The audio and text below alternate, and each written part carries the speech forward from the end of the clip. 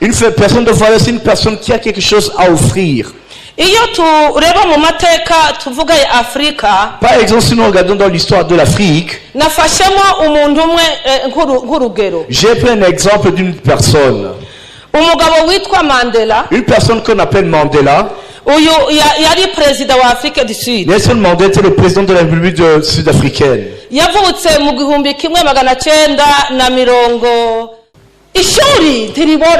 Les études ne périssent pas. Quand ça ne marche plus, les études vont t'aider. Aussi, il y a des portes qui s'ouvrent grâce au diplôme. Il y a des endroits où tu ne peux pas arriver parce que tu n'as pas un tel profil.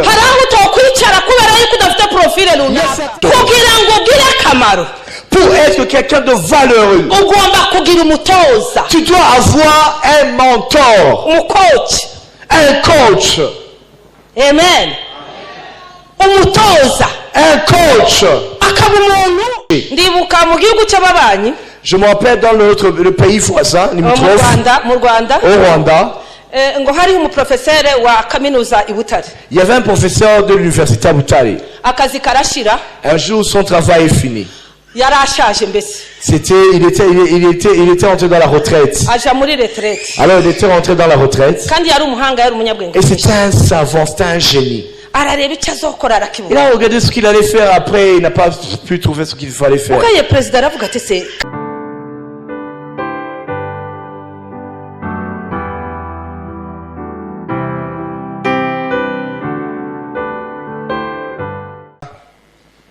turagushima ko kuri Imana idukunda kandi waduhamagariye kwamamaza ubutumwa mu gihe gikwiye n'ikidakwiye.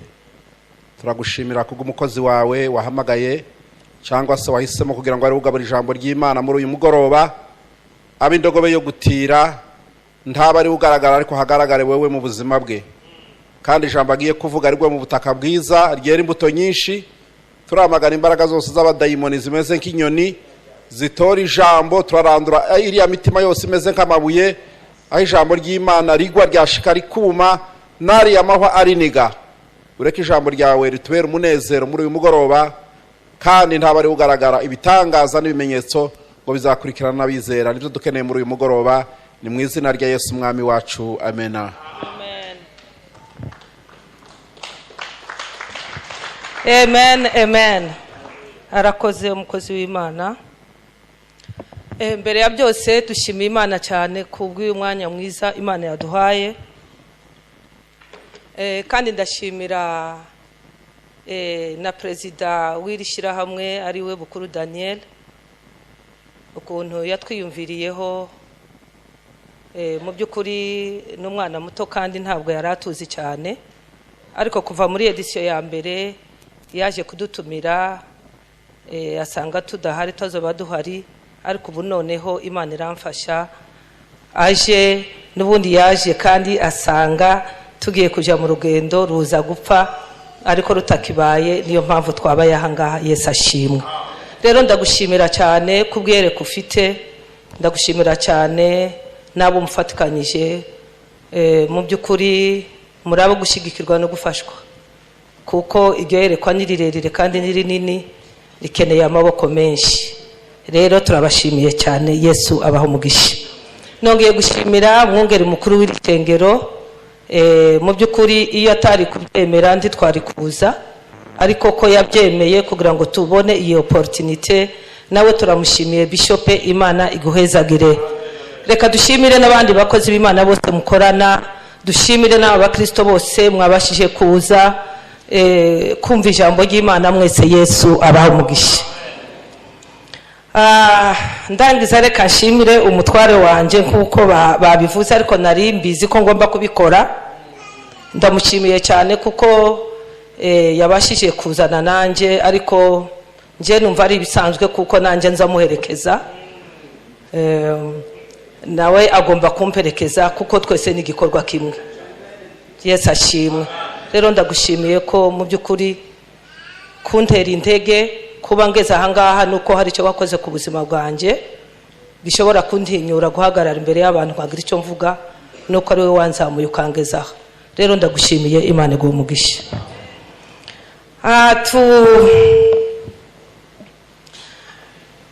Iri yerekwa ni ikintu gikomeye cyane, ni yerekwa rikomeye cyane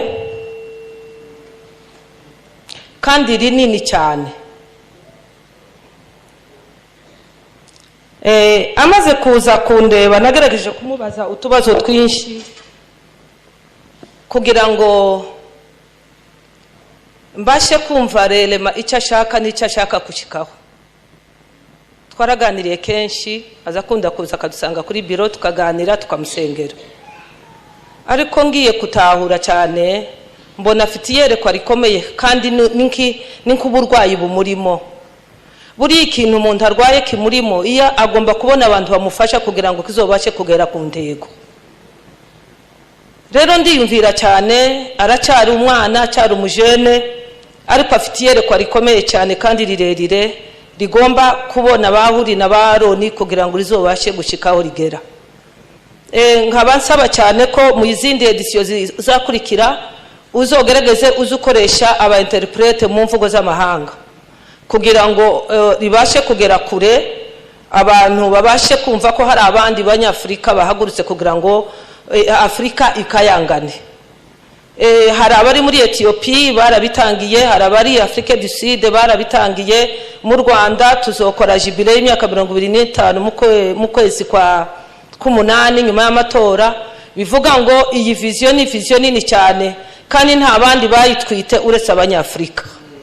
Rero nimba kugira ngo iki kintu uzogire connection ikomeye uhure n'abandi, uzukoresha n'aba interprete kugira ngo n'abandi babashe kumva ko hari abajene bahagurutse kugira ngo Afrika ikayangane.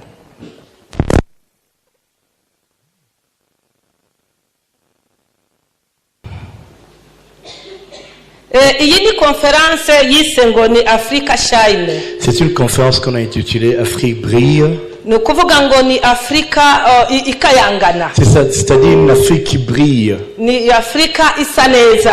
Une Afrique qui brille. Ni Afrika izobihinduye amateka. Une Afrique qui aura changé son cours de l'histoire. Hari ukwisi izi Afrika. Il y a une façon, il y a une conception que le monde a de l'Afrique. Ariko nta bandi bagomba guhindura Afrika, ni twebwe tugomba kuyihindura.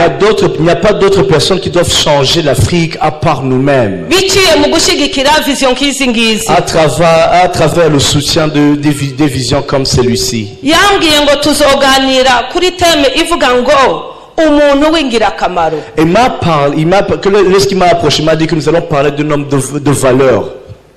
Umuntu w'ingirakamaro. Une personne de valeur. Reka Pastor Eric dusomere muri Esther igice cya 4 umurongo wa 14.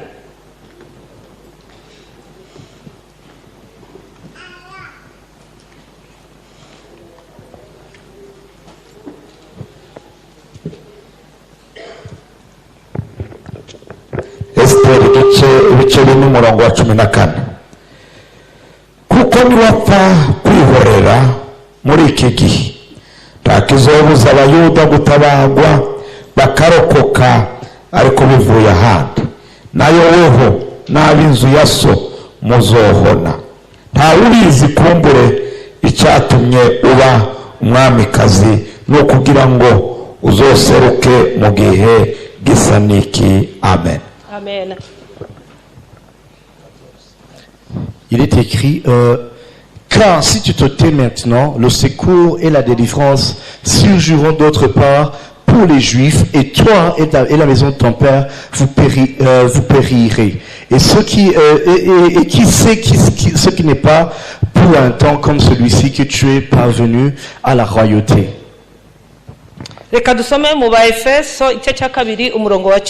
On va lire dans Ephésiens chapitre 2 verset 10.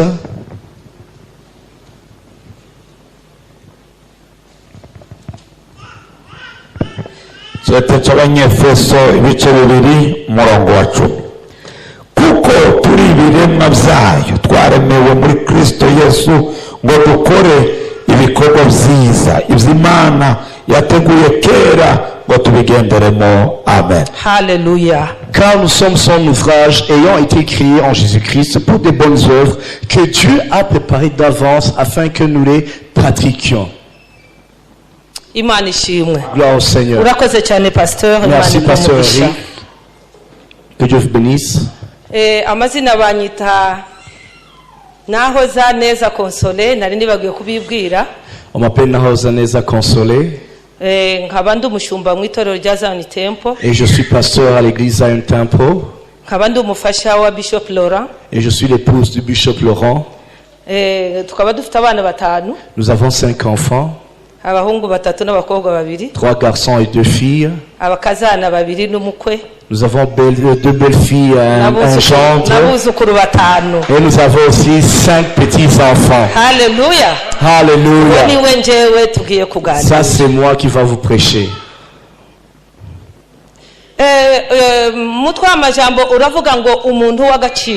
Le thème dit un homme de valeur.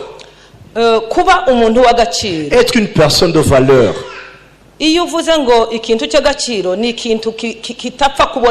Quand on parle d'une chose de valeur, c'est qu'une chose qui est rare.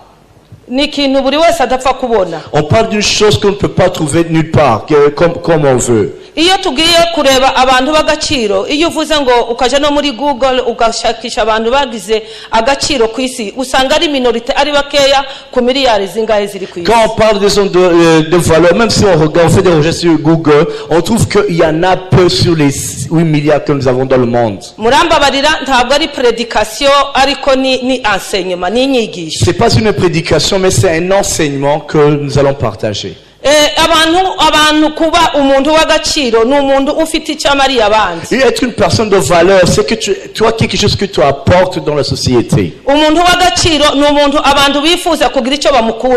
personne de valeur, c'est une personne que les gens veulent, ils veulent avoir quelque chose de lui. Une personne de valeur, c'est une personne qui a quelque chose à offrir.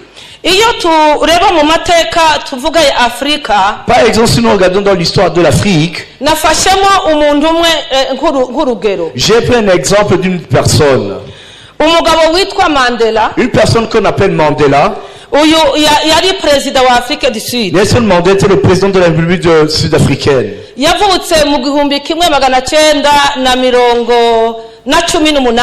Il est né en 1918. Nagerageje gusoma amateka yiwe n'umugabo wavukiye muri famille idakomeye yoroheje cyane. Quand j'ai essayé de vous faire des recherches sur sa vie et j'ai trouvé qu'il est né dans une famille qui est modeste. Kandi baravuga ngo niwe wabaye uwa mbere kwiga mu muryango wabo. Et on dit aussi que il était la première personne à avoir étudié dans sa famille. Bivuga ngo ni umuntu mu byukuri batavuga ko famille ye yari célèbre ariko yari umuntu wa famille yo hasi ariko mu byukuri en soi, c'est une personne qui n'est pas venue d'une grande famille, mais une famille modeste, mais qui est devenue plus tard une personne célèbre que presque tout le monde connaît. Lorsqu'il a commencé ses études, c'était une personne intelligente. Après, il a fait l'université. Après avoir fait l'université, c'est là où il a commencé la ségrégation raciale en Afrique du Sud. On appelait ça l'apartheid. Là où il y avait une certaine ségrégation, là où les blancs ne pouvaient pas s'asseoir avec les noirs. De la même façon, on trouvait qu'il y avait des quartiers pour les noirs, aussi des quartiers pour les blancs.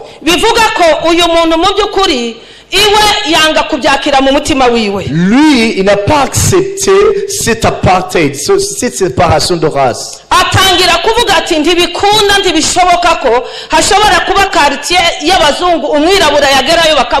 Il a dit non, c'est impossible qu'il y ait des quartiers des blancs où quand un noir y va, il est tué. Et dans son cœur, il a commencé à avoir cette passion pour lutter contre ça. Et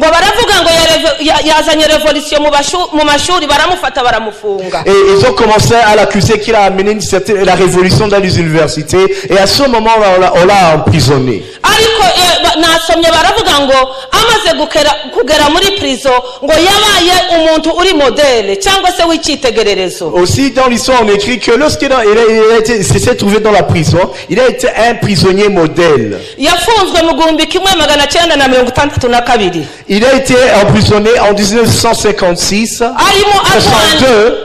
arwanira kugira ngo abirabure muri Afrique du Sud bafatwe cyo kimwe n'abazungu. En luttant pour les droits des noirs en Afrique du Sud, afin qu'ils aient les mêmes droits les noirs et les blancs en Afrique du Sud. Amara imyaka 27 muri prison. Et il a passé 27 ans en prison. Muri iyo prison nta kindi yavugaga, yaravuga ngo nubwo monyica icyo nkeneye nuko abirabura bo balibere. Et ce qu'il disait toujours, même s'il était emprisonné, il disait ceci: même si vous me tuez, mon désir ou ce que je veux, c'est de voir les noirs libérés de l'oppression des blancs en Afrique du Sud. Umuntu yigeze kutubwira ko hariho umugabo wazaga mbese akamukoreraho umwanda mutoya ari muri prison mu buryo ngo yabaye torturé mu buryo buhagije. Il y a des fois des gens qui disaient, dans l'histoire on dit que même il y avait un officier ou un policier qui venait juste pour lui pisser dessus en termes de torture.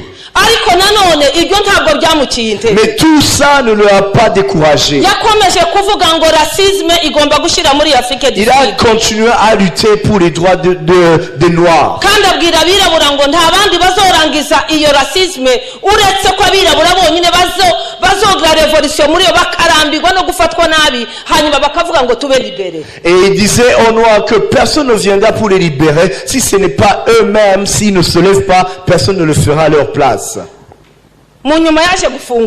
Après il a été libéré en 1990. Après une année seulement, il a été élu comme le président de la République. Et ses rêves sont devenus réalité. Lorsqu'une personne a des rêves, des fois c'est comme si ses rêves sont enterrés. Parce que ces rêves sont tellement grands, des fois tu les expliques aux gens et les gens ne comprennent pas. Mais quand tu sais que tu vas faire quelque chose d'important, et quand tu as la passion, Dieu ne te laissera pas comme ça, il te fera sortir les rêves afin qu'ils soient réalité. Mandela est sorti de la prison, il est devenu président de la République.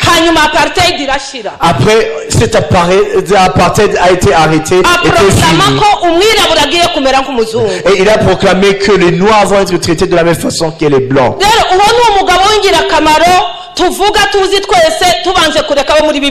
Ça, c'est une personne de valeur qu'on peut parler sans toutefois pas citer les personnages de la Bible. Il est mort à l'âge de 95 ans. Lorsque tu arrives à Londres, tu vas trouver un monument de Mandela. Et les Anglais, c'était eux qui avaient colonisé l'Afrique du Sud. Même si tu n'acceptes pas aujourd'hui, il y aura un jour où tu vas t'accepter. Ceux qui combattent ta vision, le jour où ces visions, ces rêves vont se réaliser, les gens vont vous accepter. Alors, chers frères et sœurs, je voulais vous dire ceci. Pour être quelqu'un de valeureux, il ne faut pas se suicider.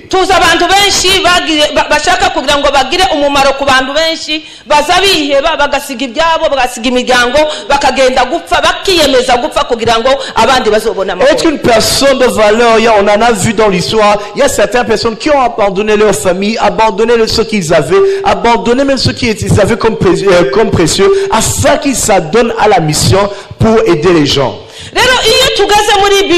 Quand on entre dans la Bible alors, et quand on regarde dans Genèse chapitre 1er verset 26, quand Dieu créait Adam, il attribution yamuhaye. Il y a certaines attributions que Dieu lui avait données. Yamuhaye navuga ngo cahier de charge. Il lui a donné ce que je pourrais appeler comme cahier de charge. Iyo cahier de charge kwari kuvuga ngo genda mwisi uzayidomine uyitegeke. Et ce cahier de charge était va dans le monde, domine-le, assujettis-le. Gutegeka dominer ou assujettir. C'est-à-dire que tu as autorité sur ces choses-là.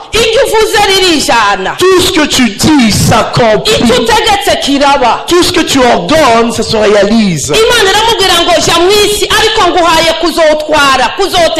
Et Dieu lui a dit, va dans le monde, mais je te donne aussi la domination. La deuxième chose que lui a donnée,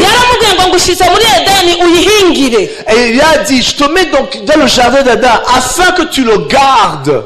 muri sanse navuga pejoratif isanzwe guhinga na hantu uzusanga ari urwiri ukahahindura hagahinduka hakaba fertile hari ahantu adashobora guproduire. Afin donc tu le cultives, c'est-à-dire que c'est comme si on te donnait un champ qui n'est pas qu'on n'avait pas encore utilisé et tu cultives ce champ et ça devient un endroit merveilleux.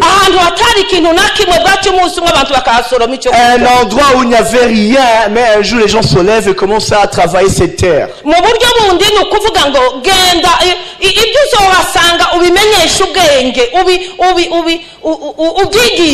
D'autres termes qu'on peut utiliser, qu'on peut donner par rapport à ce que Dieu lui avait donné, c'est que va informer, va donner de l'intelligence, donne de la connaissance. Et Dieu lui a dit encore, va le garder aussi.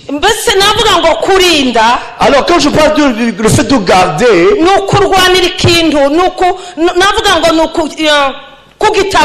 c'est quand tu protèges une chose, quand tu défends une chose.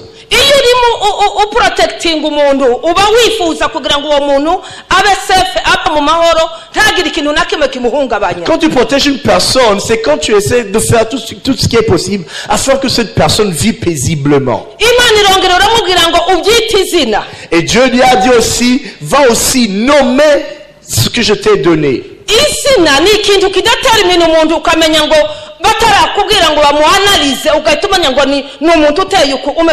Un nom d'une personne, c'est comme son identifiant. Quand tu entends seulement son nom, tu comprends qui est cette personne en avance. Par exemple,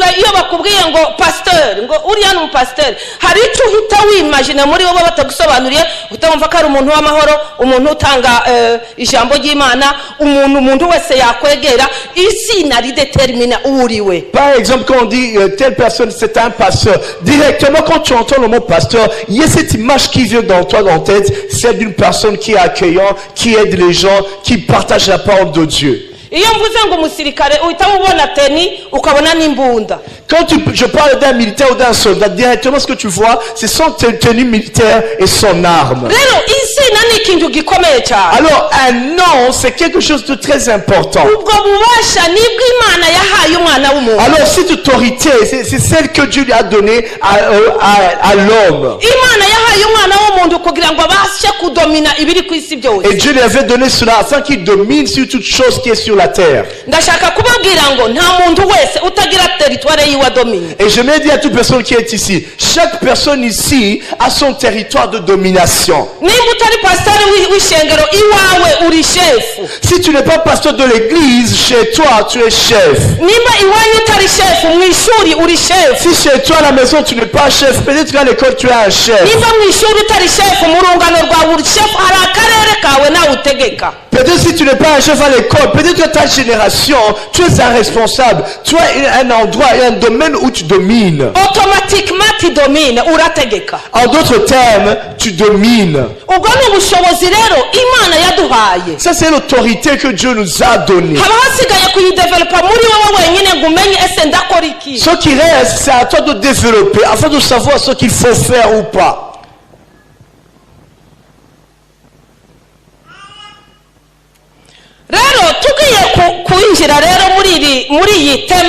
Alors si on entre dans ce thème,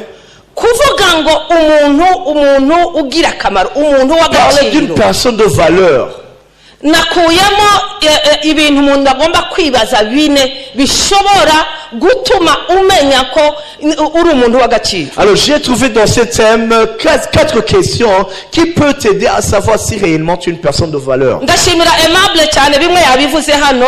Je remercie Aimable parce que certaines choses il a déjà dit ici. Mu byukuri byantangaje cyane. Ça m'a beaucoup étonné personnellement. Numvise yavuze il a parlé au moins la moitié de ce que je vais enseigner.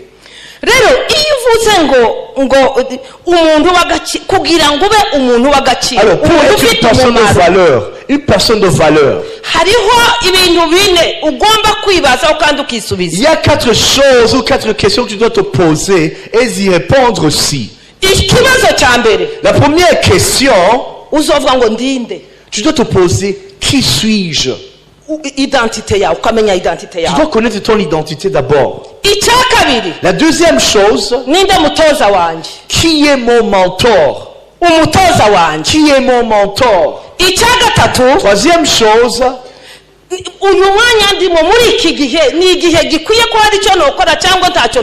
temps dans lequel je suis, est-ce que je dois faire quelque chose? Qu'est-ce que je dois faire? Dans le temps dans lequel tu te trouves, tu dois te poser cette question: est-ce que dans ce moment-ci, est-ce que c'est un moment favorable pour que je puisse faire quelque chose de bien? La quatrième question, quel est le potentiel qui est en moi? Amen. Amen. Quand tu sais déjà qui tu es et que tu as un mentor et que tu connais le temps dans lequel tu et que tu connais ton potentiel, tu deviens quelqu'un de valeur. Amen. Amen. Est-ce que vous écrivez? C'est le bishop écrit. Est-ce que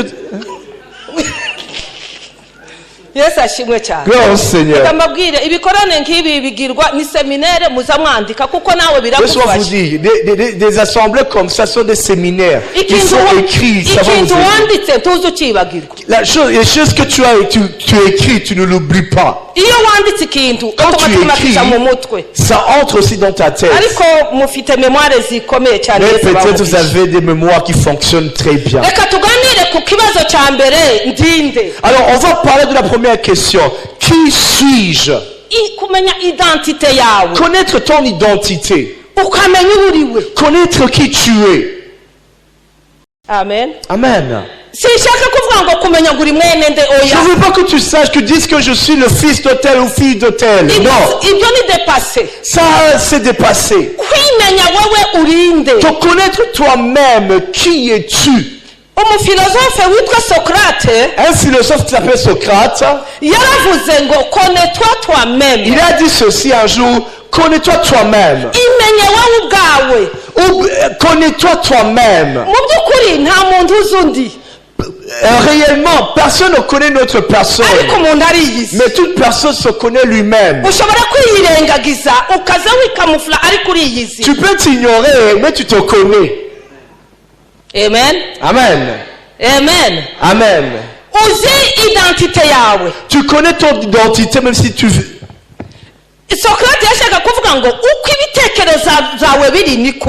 Alors Socrate voulait dire ceci: tes pensées sont telles que tu es aussi.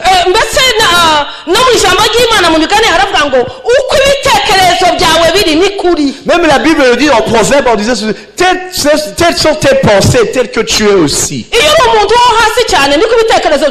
Si tu es quelqu'un qui se sous-estime, c'est-à-dire que même temps tes pensées te sous-estiment.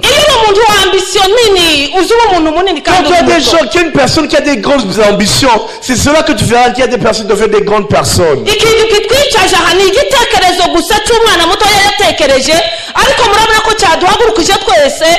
mu byukuri nariyumviriye cyane kugira ngo mprepare timugire ngo napfuye kubizuka mu gitondo naratekereje ndasoma kugira ngo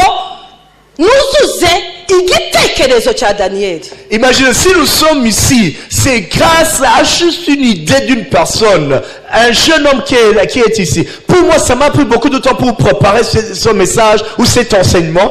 Et pour cela, je l'ai fait juste pour accomplir l'idée d'un jeune homme.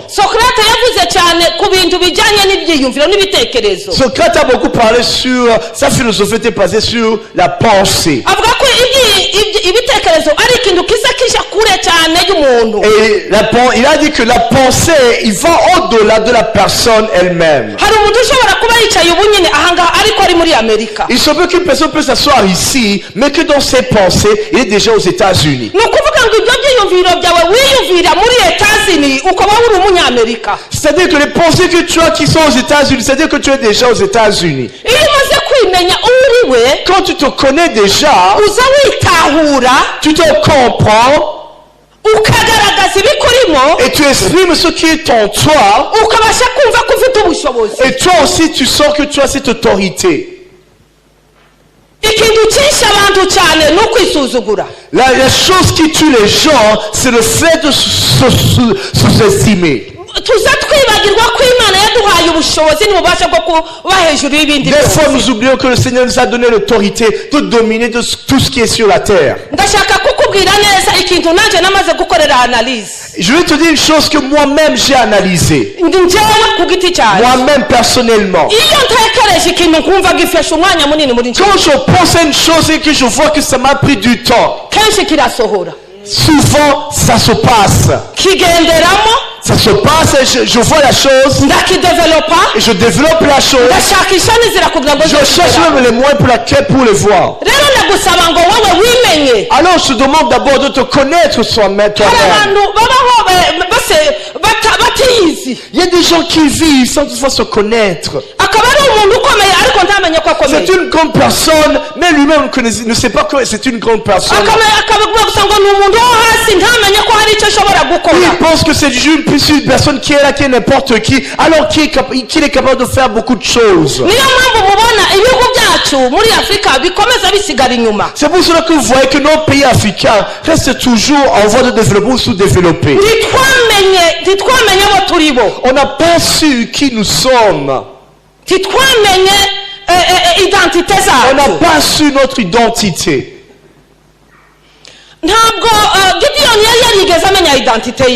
Par exemple, Gédéon n'avait pas su son identité, ne connaissait pas son identité.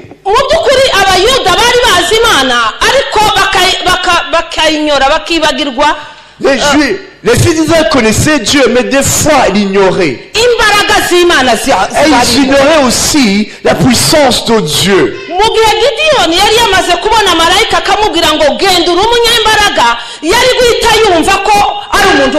Quand Gédéon avait rencontré l'ange de l'Éternel et qu'il lui avait dit, il avait donné cet ordre en disant, va combattre, vaillant héros, lui aussi à ce moment-là, il aurait compris qui il était et y aller.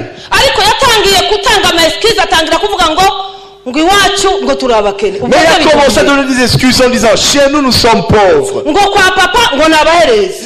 Chez mon père, je suis le cadet.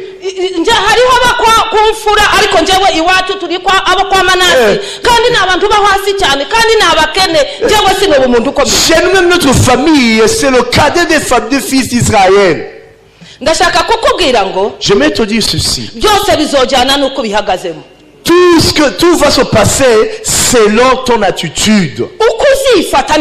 La façon dont tu vas agir, ton attitude va déterminer ce qui va se passer. Dieu nous a donné toutes les promesses. Amen. Amen. Nous avons aussi toutes les promesses qui nous montrent que nous poussons faire, nous sommes capables. Alors si nous sommes capables, nous devons faire certaines choses qui aident les gens.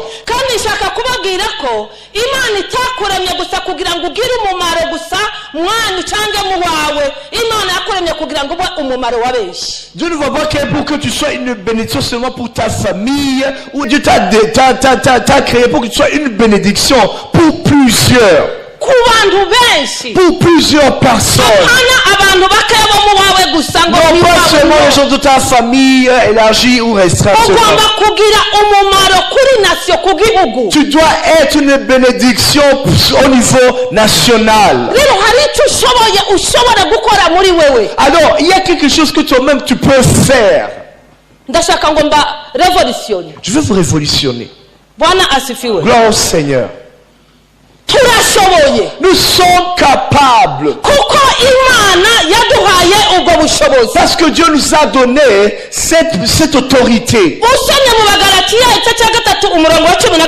Quand tu lis dans Galates chapitre 3 verset 16, la Bible dit: vous tous êtes enfants de Dieu en Jésus-Christ. Un enfant de la maison, tout ce qui est dans la maison lui appartient. C'est-à-dire qu'un enfant de la maison, tout ce qui appartient à son père lui appartient aussi. Pardon? Un enfant ne peut pas avoir peur des choses de son père ou de sa mère.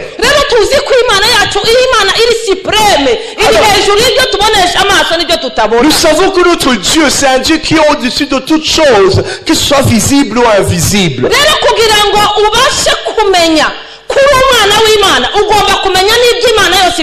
Alors pour comprendre que tu es un enfant de Dieu, tu dois comprendre aussi que tout ce qui appartient à Dieu t'appartient toi aussi. Et les choses que tu as, tu dois les utiliser pour aider les autres. Alors je vous dis ceci, et je le dis aussi ce soir à la jeunesse: vous devez aimer de faire des études. Les études ne périssent pas. Quand ça ne marche plus, les études vont t'aider. Aussi, il y a des portes qui s'ouvrent grâce au diplôme. Il y a des endroits où tu ne peux pas arriver parce que tu n'as pas un tel profil. Il y a certains endroits où tu ne peux pas t'asseoir parce que tu n'as pas un tel profil. Pardon? Aux États-Unis. Okay. Plusieurs ici ont cette vision, son rêve d'aller aux États-Unis. Je voulais te dire bien ceci. Si tu vas aux États-Unis alors que tu n'as pas étudié, tu vas rester esclave des autres. Allô? Allô? Mais si tu as étudié, tu seras juste un esclave une année. Tu vas travailler pour la banque juste une année. Juste le temps d'apprendre le système, comment ça fonctionne. En faisant des formations. Et après une année, tu vas t'asseoir dans un bureau. C'est ça la vérité. La clé c'est quoi? C'est les études. Amen. Amen. Amen. Amen. Aimons les études. Les études ouvrent ta connaissance. Tu t'assois avec des grands à cause des études. Tu fais des grandes choses à cause de la connaissance que tu as.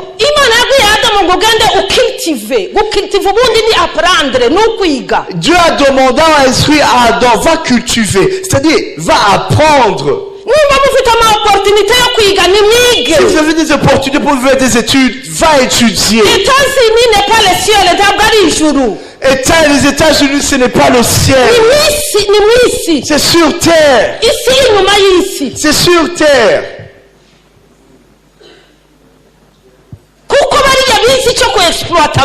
Parce que eux, ils savent comment exploiter les gens. Les blancs savent exploiter les gens.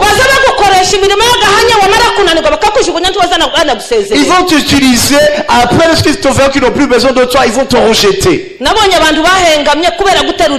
J'ai vu des gens qui ne sont plus bien à cause des sacs qu'ils portent. Et c'est là où vous voulez aller. Étudier.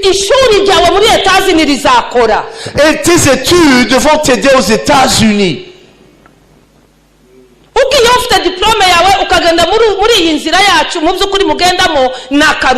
Si tu y vas avec un diplôme, pas à travers la voie que nous utilisons, nous, ça c'est un plus. Parce qu'un blanc a besoin d'une personne avec qui il peut discuter. Eux, ils savent l'importance d'un cerveau bien fait. Et au-delà de tout ça, nous sommes des enfants de Dieu. Alors si nous y allons en tant que enfants de Dieu, nous allons changer le monde. Nous sommes des hommes valeureux. Nous allons être une bénédiction pour notre communauté. Dans Apocalypse, il est écrit, il les a transformés en des sacerdotes royaux.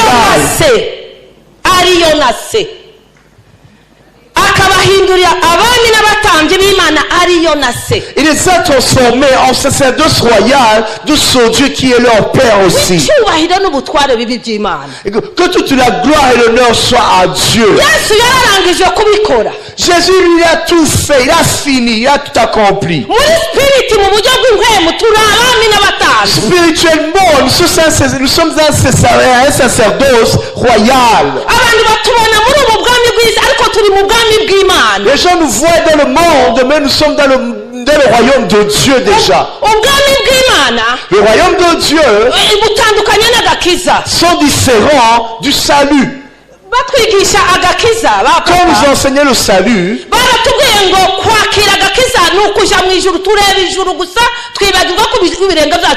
on disait que lorsque nous avons le salut, nous allons aller au ciel. On va ignorer toutes choses. Et tu restais là, tu disais, moi j'ai hâte d'aller au ciel. Jérusalem me manque, Jérusalem me manque. Est-ce que tu peux, quelque chose te manquer là, tu ne l'as jamais vu? Tu es encore ici sur terre. Change d'abord là où tu es. Alors, en ce moment, nous avons des enseignements sur le royaume de Dieu. Et le royaume de Dieu, le royaume, c'est que tu sois roi partout où tu es et que tu domines. Amen. Amen. Gloire au Seigneur. Quand tu es au marché là où tu fais ton commerce, domine ton territoire. Pourquoi? Parce que tu es un roi. Et là où le roi est, ça se manifeste. Là où il y a le roi, ça se voit. Les gens diront que dans cet endroit, il y a une personne qui est extraordinaire.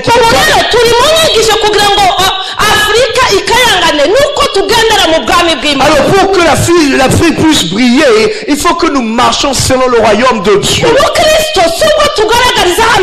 La vie chrétienne, c'est pas celle que nous manifestons aussi à l'église,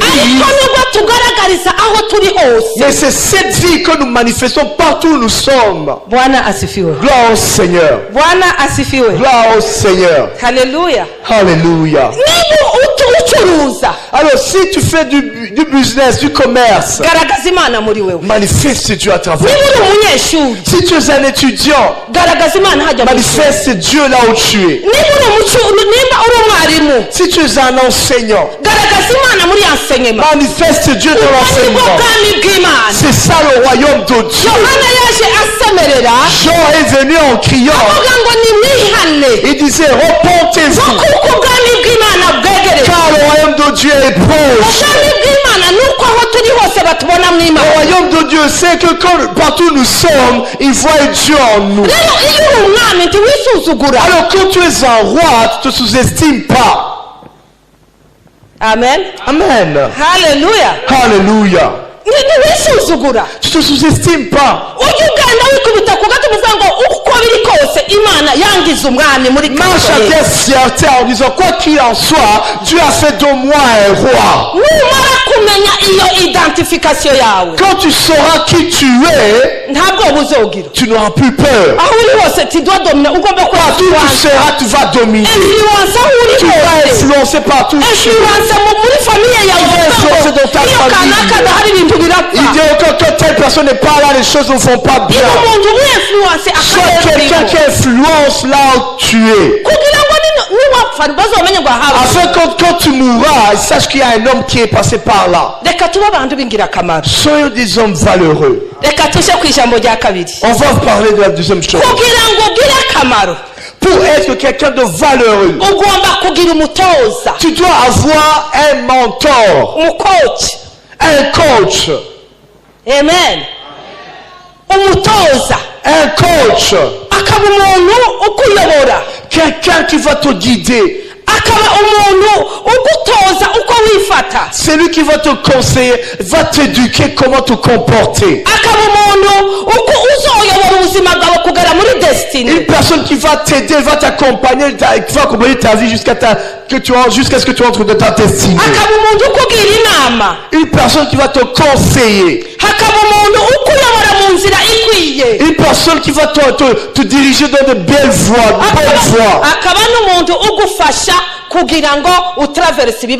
Aussi une personne qui peut t'aider à traverser les moments difficiles. Un mentor, il est ton modèle. Aussi, c'est une personne qui a une grande expérience par rapport à celle que tu as. Alors, quand tu as un bon mentor, toi aussi, tu deviens un bon serviteur. La question que nous pouvons nous poser, le problème que nous avons aujourd'hui, plusieurs personnes n'ont pas de mentor, n'ont pas des gens comme des qu'ils ont comme un exemple.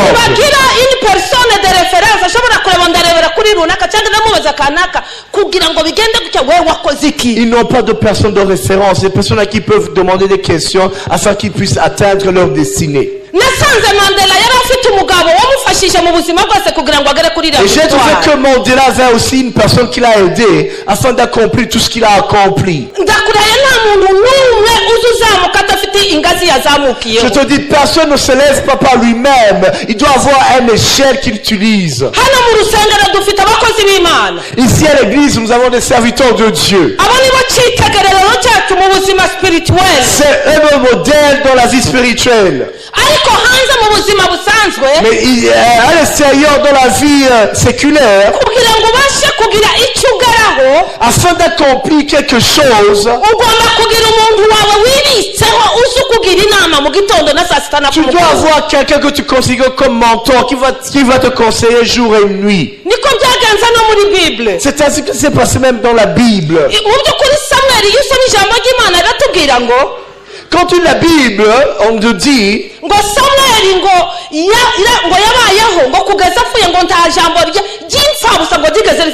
dans toute la vie de Samuel, il n'y a aucune parole qui est sortie de sa bouche est tombée par terre comme ça.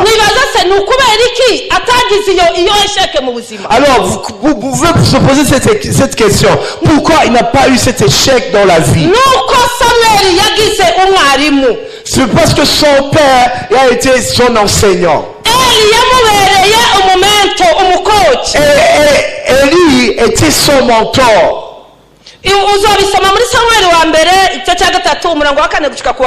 Tu vas lire dans 1 Samuel. Lorsque sa mère a accouché, après avoir été né, lorsque l'enfant avait sevré, Samuel lui a apporté dans la maison du Seigneur. Parce que c'est la promesse que Samuel avait fait à Dieu. Samuel, lui, ne connaissait pas encore la parole de la voix de Dieu. Mais Élie, lui, le sacrificateur, Élie, lui, connaissait la voix de Dieu.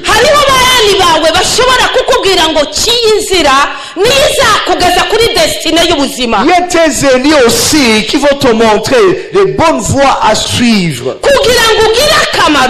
Pour que tu sois quelqu'un de valeureux. On l'a déjà dit ici. Tu ne peux pas venir et se vanter que c'est toi la première personne à faire une chose.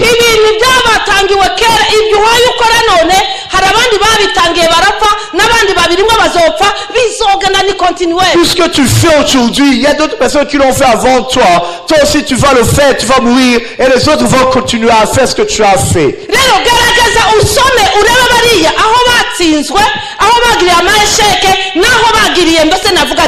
Alors, essaie de te documenter aux gens qui ont fait la même chose que toi, là où ils ont échoué ou là où ils ont réussi aussi. Cela va t'aider et tu vas aller loin. Et cela va faire que tu atteignes le succès. Et cela va faire que tu puisses aider les autres.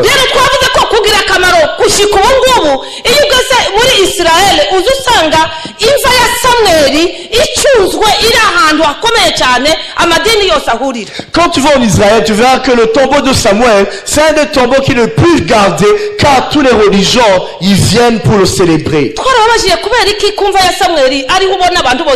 Alors j'ai demandé pourquoi sur la tombe de Samuel il y a plusieurs gens.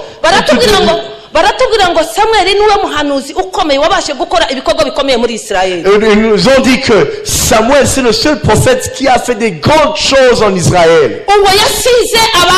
Lui il a roi des rois. Et cette personne, tout ce qu'il a dit s'est accompli. C'est-à-dire qu'il a eu un bon mentor. Un mentor. C'est d'avoir là où tu es né. Gloire au Seigneur. Gloire au Seigneur. Une personne peut être dans une église et le lendemain tu entends juste c'est te proclamer apôtre alors qu'il n'a même pas d'église. Des personnes sont devenues des bishops alors qu'ils n'ont même pas des églises. Ça seulement, c'est l'ignorance qui fait ça. Normalement, pour être pasteur, il y a certaines choses que tu dois accomplir. Pour être bishop, il y a certaines qualifications qu'il faut avoir. Pour être un apôtre, il faut certaines qualifications. Mais se lever un jour, un matin, et dire je suis apôtre alors que tu n'as même pas été éduqué par rapport à cela. Tout ça, ça a une fin, mais aussi tu vas échouer. Mais Samuel, lui, quand il entendait une voix, il courait vers Élie.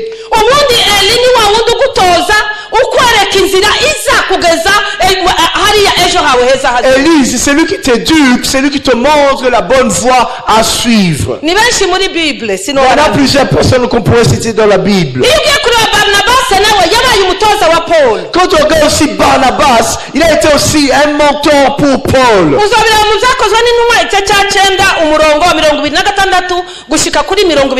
Tu vas trouver ça dans l'Acte des Apôtres chapitre 9.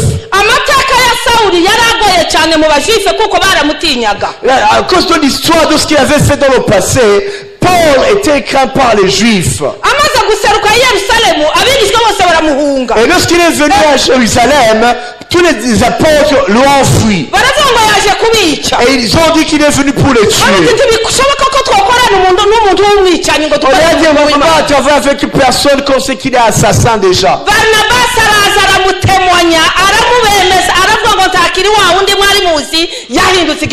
Et Barnabas il est venu à témoigner pour lui devant l'assemblée. Il a dit n'est plus l'homme que vous connaissiez avant. Il est devenu un nouvel homme. Les Barnabas, c'est eux qui parlent pour nous devant les gens qui ne nous acceptent pas.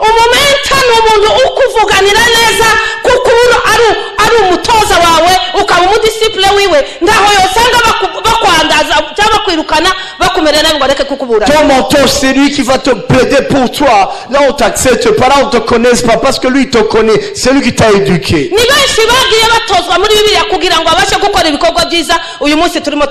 Il y en a plusieurs, c'est plusieurs qui ont été éduqués grâce à leur mentor pour qu'ils puissent faire des grandes choses que nous voyons aujourd'hui, que nous parlons. Mardoché, lui, il a été un bon mentor pour Esther. Gloire au Seigneur.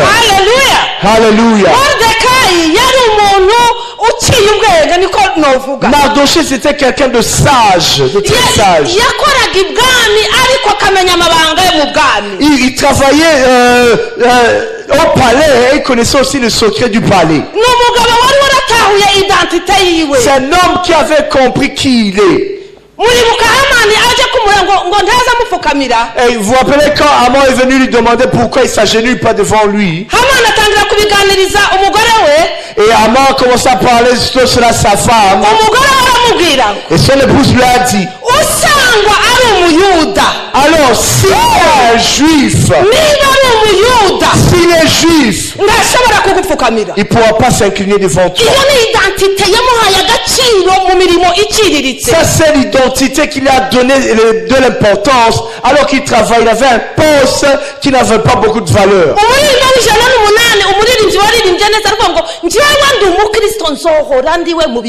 Celui qui a écrit la chanson 108, il a dit, moi je suis chrétien et je le resterai pour toujours. Alors cet homme Mardoché,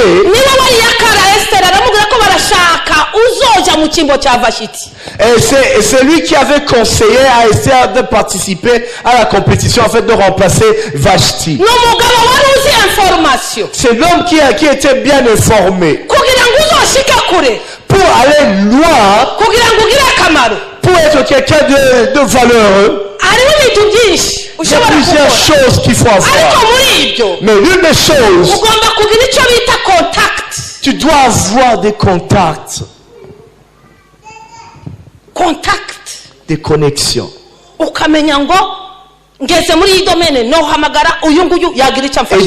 se dit, si je suis dans tel domaine, je peux appeler tel et tel parce que je sais. Et la deuxième chose qu'il faut avoir, c'est l'information. Parce qu'à cause de manque d'information, les gens font des bêtises. Le fait de ne pas connaître les informations, plusieurs personnes sont surprises. Mais quand tu sais les informations, tu sais comment aussi comment te comporter. Mardoché, lui, il a su ce qui se passait alors qu'il était juste un simple gardien. Il a su qu'on voulait remplacer la reine. Alors il a dit aussi, pour la remplacer, il faut que j'amène aussi ma fille aussi, qu'on puisse compétir, qu'on puisse faire une compétition avec les autres. Tu ne peux pas aller demander, déposer un dossier pour un travail alors que tu n'as pas su qu'on a fait un appel d'offres. Tu dois aussi savoir ce qu'ils demandent, quel genre de diplôme qu'ils veulent, quel genre de documents qu'ils veulent. Il faut connaître aussi la date limite de dépôt.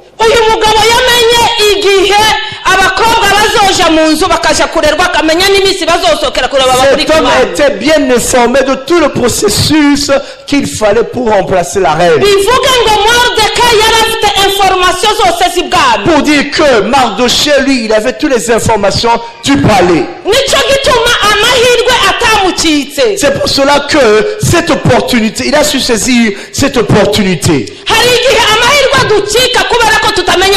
Il y a des fois que certaines opportunités, on les rate parce qu'on n'est pas bien informé.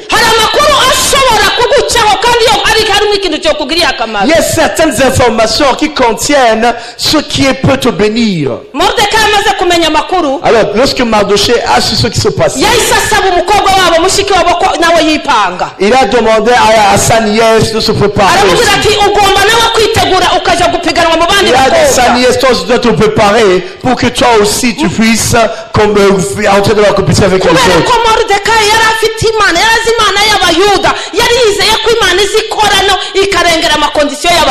Et parce que Mardochée c'est un homme spirituel, il savait qu'avec Dieu, tu peux faire qu'on puisse aller même au-delà des choses qu'on a demandées.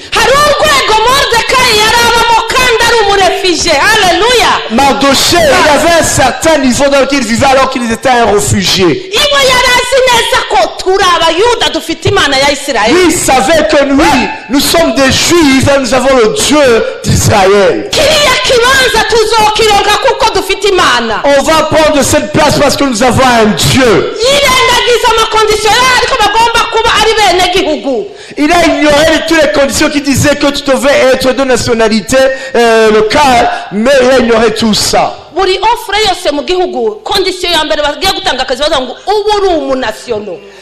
Dans chaque offre, la première condition qu'on met chaque offre d'emploi, on mentionne que tu dois avoir la nationalité locale du pays dans lequel tu te trouves. Parce que cette chose aussi a toujours existé. Mais Mardochée a ignoré cette indication. Il a ignoré cette loi. Il a dit, nous avons un Dieu qui est au-dessus de toute loi.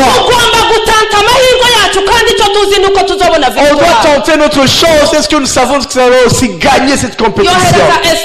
Alors il a envoyé Esther. Et il lui a dit, ne parle pas de ta nationalité, de qui tu es. Ne dis pas qui tu es. Prends tout ce qu'on va te donner. Toi ne demande pas tout ce que tu veux comme les autres. Non, toi accepte tout ce qu'on va te donner. Ton mentor te fera entrer là où les autres tu ne peux pas y arriver toi-même. Ton mentor c'est des grandes portes. Ton mentor te fera asseoir avec des rois. Tu dois chercher un mentor pour que tu sois une personne de valeur. Mardochée l'a accompagnée jusqu'à ce qu'elle est devenue reine. Et Haman a sorti une loi qui disait qu'il fallait tuer tous les juifs.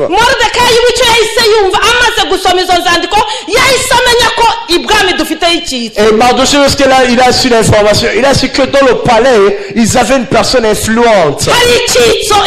Nous avons une personne influente au palais. Quand tu as une personne influente à la présidence, personne ne peut te toucher. Je me rappelle dans le pays voisin, au Rwanda. Il y avait un professeur de l'université à Butare. Un jour, son travail est fini. Il était entré dans la retraite. Alors il était rentré dans la retraite. Et c'était un savant, c'était un génie. Il a regardé ce qu'il allait faire après, il n'a pas pu trouver ce qu'il fallait faire. Alors, mais le président a commencé à dire, cette personne est passée ou pas, le fait que je ne le vois plus. Ils ont dit, oui, il a pensionné, il n'est plus sur le marché du travail. Alors le président demandait qu'il vienne pour qu'on puisse avoir une entrevue avec lui. De blague, ok. Et c'était un professeur qui était beaucoup de l'humour. Et il est venu. Il a dit au président, lorsqu'il était devant le président, il a dit, moi je suis devenu chômeur, je n'ai plus de travail. Et le président lui a dit, qu'est-ce que tu veux que je fasse pour toi? Il a dit, Excellence. J'aimerais que je puisse aller avec toi partout où tu vas. Et lorsque on va s'asseoir, tu vas t'asseoir. À chaque fois que tu es assis, je vais me lever et je te parler dans tes oreilles. Je veux chuchoter en toi, mais je veux rien dire. Mais les gens verront que je peux chuchoter à l'oreille du président. Alors il a beaucoup ri. Mais le président dit, les autres me demandent de l'argent. Tu ne m'as même pas amené un projet pour qu'on puisse le financer. Et il a dit, son excellence, monsieur le président, juste s'asseoir à côté de toi, mes projets seront financés déjà. Moi, accepte seulement que je t'accompagne partout où tu vas. Je vais t'accompagner une fois, deux fois, quatre fois. La quatrième fois, je vais te dire ce qui s'est passé après. Et le président a dit, tu me donnes quelque chose de très facile qui ne sert à rien. Mais ils ont fait la première mission, ils sont partis ensemble. Lorsque tout le monde était assis, le professeur s'est levé. Lorsque s'est levé, le président commençait à sourire. Déjà, lorsque le président te sourit pas, quand il te voit, les autres personnes commencent à voir que tu es quelqu'un d'important. Quoi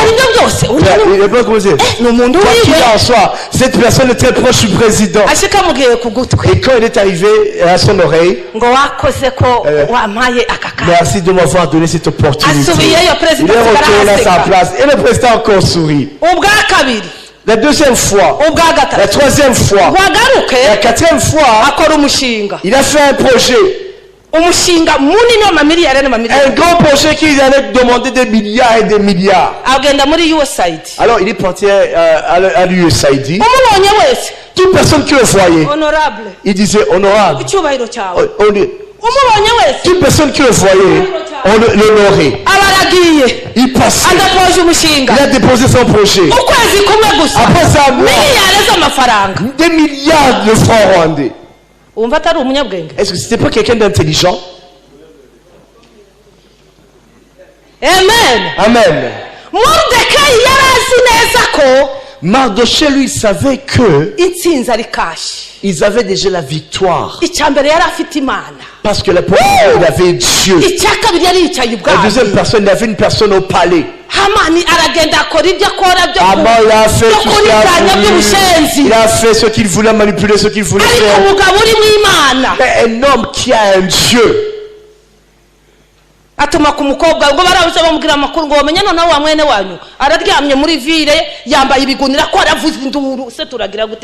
qu'on a dit à la fille, tu vois ce que ton cousin est en train de faire. Il porte déjà les tentes et personne est en train de crier partout. Et Esther a commencé à acheter des habits parce que lui il croyait que Mardochée avait manqué quoi s'habiller. Il a dit, apporte-moi ces habits à Mardochée. Afin qu'il porte des beaux habits. Et la personne c'est pas le problème de manquer quoi habiter, quoi porter. Chez nous, on va nous exterminer.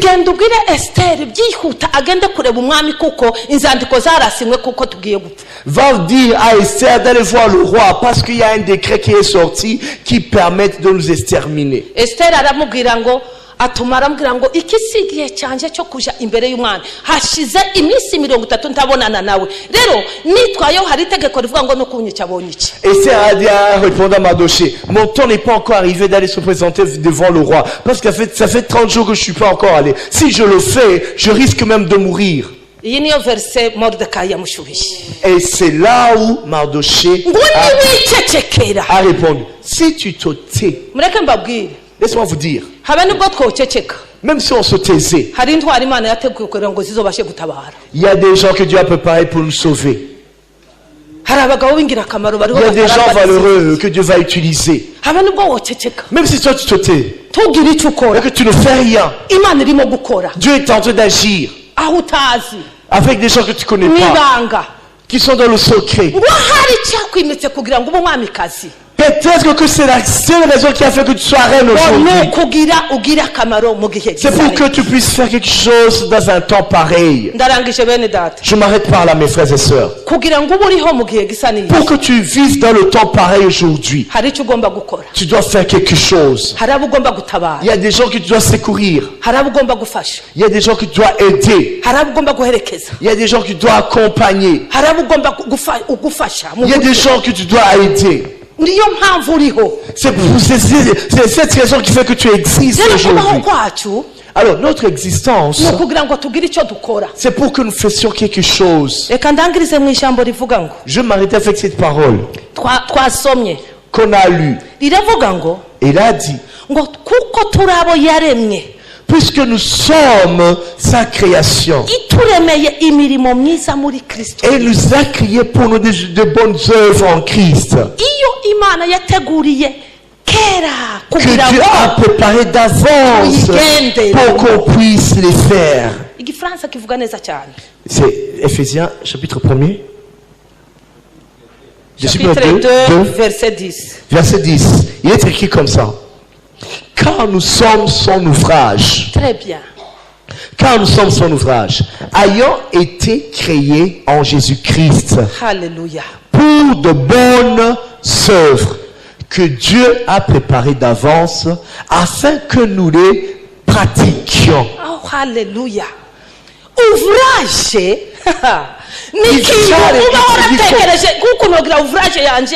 Un ouvrage, c'est un travail qui a pris beaucoup de réflexion, qui est sorti d'une grande réflexion. Nous sommes des gens, sur l'ouvrage de Dieu. Nous sommes l'ouvrage de Dieu. Dieu a pensé sur nous. Nous sommes des... champignons. Nous ne sommes pas des champignons. Tu te réveilles, tu trouves qu'un champignon a poussé ici. Personne les a semés, personne les a mis, les a mis du fertilisant. Nous ne sommes pas des champignons. Nous ne sommes pas des champignons. Les champignons qui se un certain moment se laissent comme ça. Mais nous sommes venus d'une grande réflexion de Dieu, afin que tu puisses pratiquer toute bonne œuvre en Jésus-Christ. Si tu es capable, fais du bien. Fais du bien là où tu es. Fais du bien. Parce que demain, on ne sait jamais. On ne sait jamais. On ne sait jamais.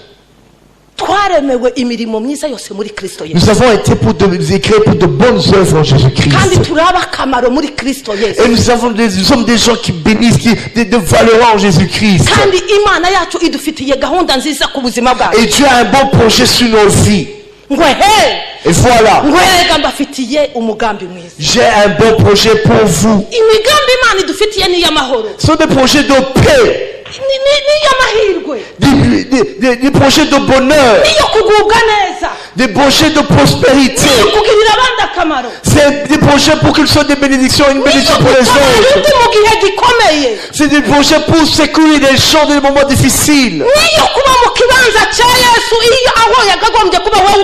C'est être dans la place de Jésus. Là, il devait être et tu prends la place de Jésus. C'est ce que les Anglais disent.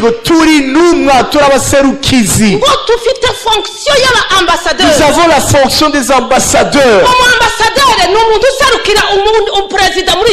Un ambassadeur représente son président dans un autre pays. Nous représentons Jésus-Christ, le roi des rois, dans le monde.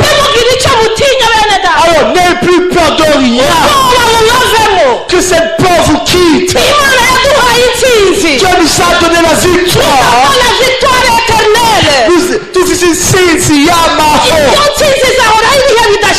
C'est cette victoire est éternelle. Alors ce que nous sommes appelés de faire est celui-ci. Connaissons qui nous sommes. Et ayons aussi des gens qui nous aident à accomplir ce que Dieu nous a donné. Que Dieu vous bénisse. Que Dieu vous fasse du bien.